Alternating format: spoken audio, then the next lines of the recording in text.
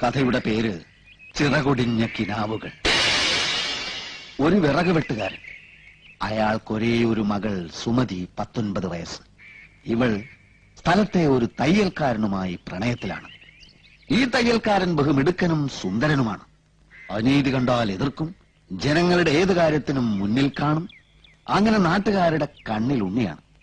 എല്ലാറ്റിലും ഉപരി ഈ തയ്യൽക്കാരൻ ഒരു നോവലിസ്റ്റുമാണ്. പക്ഷെ വിറക് വെട്ടുകാരന് തന്റെ മകളെ ഒരു വലിയ പണക്കാരനായ ഗൾഫുകാരനെ കൊണ്ട് കെട്ടിക്കാനാണ് താല്പര്യം. ഇക്കാര്യം സുമതി തയ്യൽക്കാരനെ അറിയിക്കുന്നു.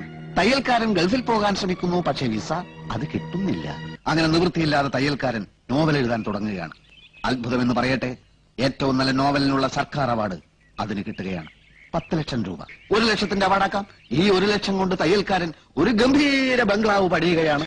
തനിക്ക് തന്റെ പ്രാണപ്രേയസിയോടൊത്ത് താമസിക്കാനാണ് തയ്യൽക്കാരൻ ബംഗ്ലാവ് പണിയുന്നത്. പക്ഷെ നിർഭാഗ്യമെന്ന് പറയട്ടെ, വിറക് വെട്ടുകാരൻ തന്റെ മകൾക്കൊരു ഗൾഫ് ഭർത്താവിനെ ഏർപ്പാടാക്കും. സുമതി കരഞ്ഞു. തയ്യൽക്കാരൻ ആ കല്യാണം പൊളിക്കാൻ ശ്രമിക്കുന്നു. സാധിക്കുന്നില്ല. ഒടുവിൽ ബംഗ്ലാവിന്റെ പാലുകാച്ചൽ ദിനം വരികയാണ്. അന്ന് തന്നെയാണ് സുമതിയും ഗൾഫുകാരനുമായുള്ള വിവാഹവും.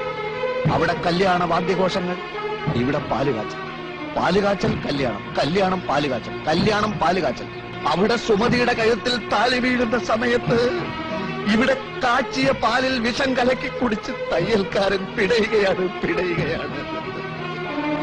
പക്ഷെ താലി കെട്ടുന്നില്ല. സുമതി ഓടി. തയ്യൽക്കാരൻ മരിച്ചില്ല, ആശുപത്രിയിലായി. ഡോക്ടർമാർ ഓപ്പറേഷൻ, ഓപ്പറേഷൻ, ഡോക്ടർമാർ, ഡോക്ടർമാർ, ഓപ്പറേഷൻ, ഓപ്പറേഷൻ, ഡോക്ടർമാർ.